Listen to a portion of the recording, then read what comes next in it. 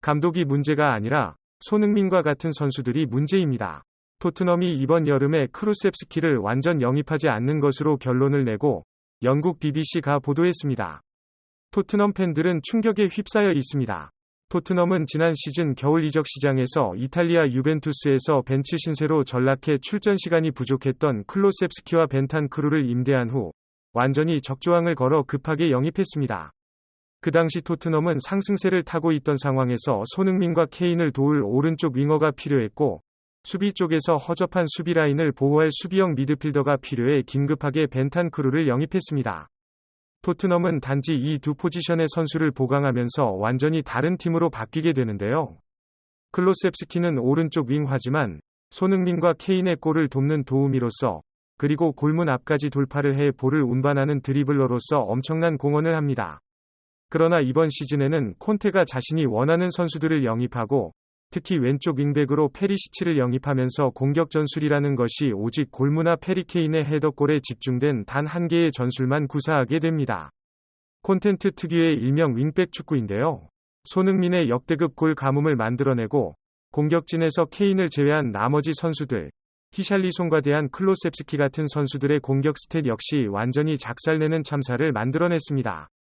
하지만 많은 축구 전문가들과 팬들이 현재 토트넘의 부진의 범인으로 콘테를 지목하고 있는 것과는 달리 클루셉스키는 전혀 다른 의견을 가지고 있다는 것으로 알려져 있어 팬들이 혼란스러워하고 있습니다.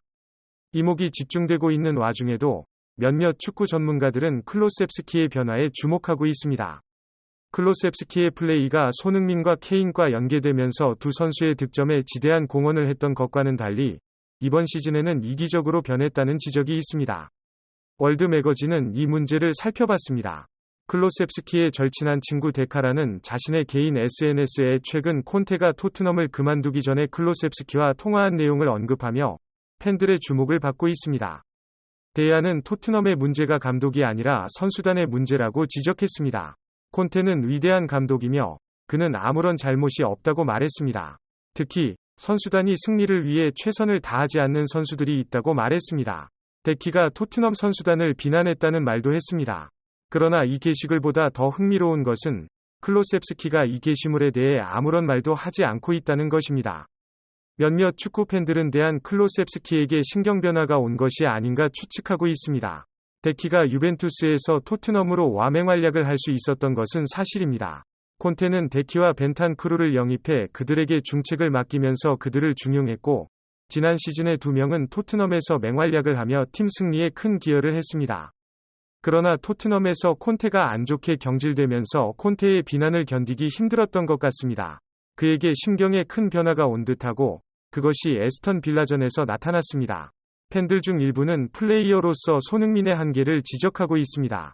축구 전문가들도 이러한 팬들의 주장과 일치하는 경기 분석을 내놓고 있습니다. 지난 시즌에는 경쟁자가 없었던 손흥민이 이번 시즌에는 히샬리송과 경쟁해야 하는 상황에 놓였습니다. 시즌 초반에는 지난 시즌처럼 어시스트를 하려는 움직임이 있었지만 월드컵 이후 그의 플레이는 완전히 변화했습니다.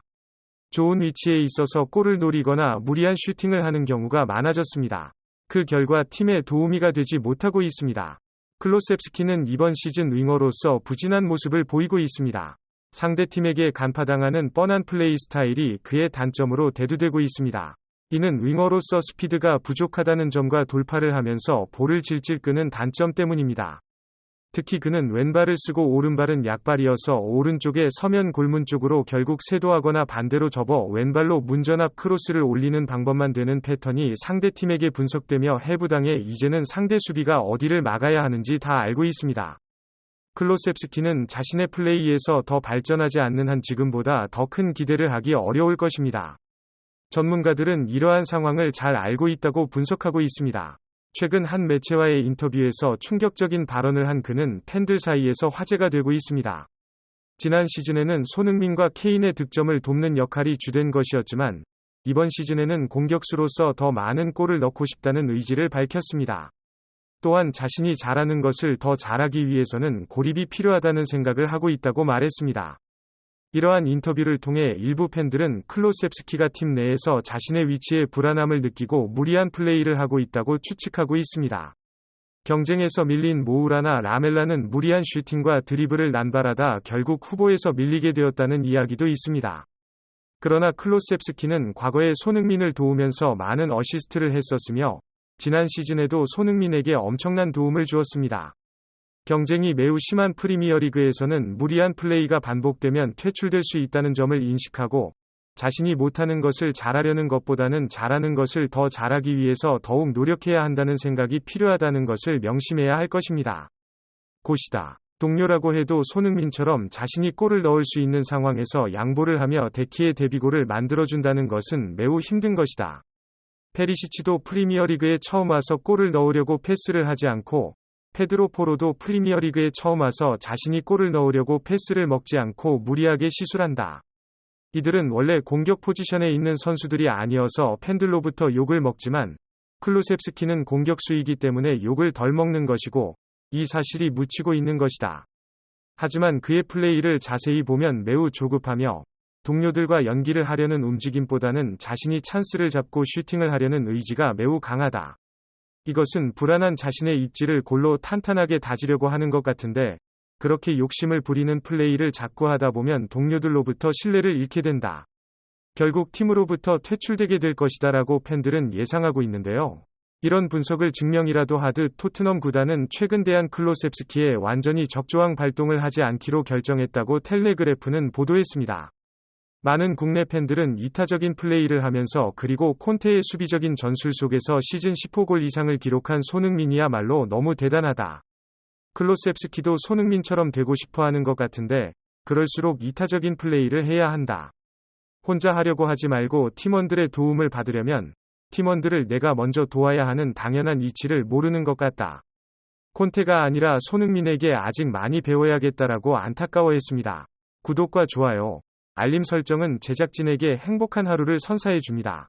이상 월드 매거진이었습니다.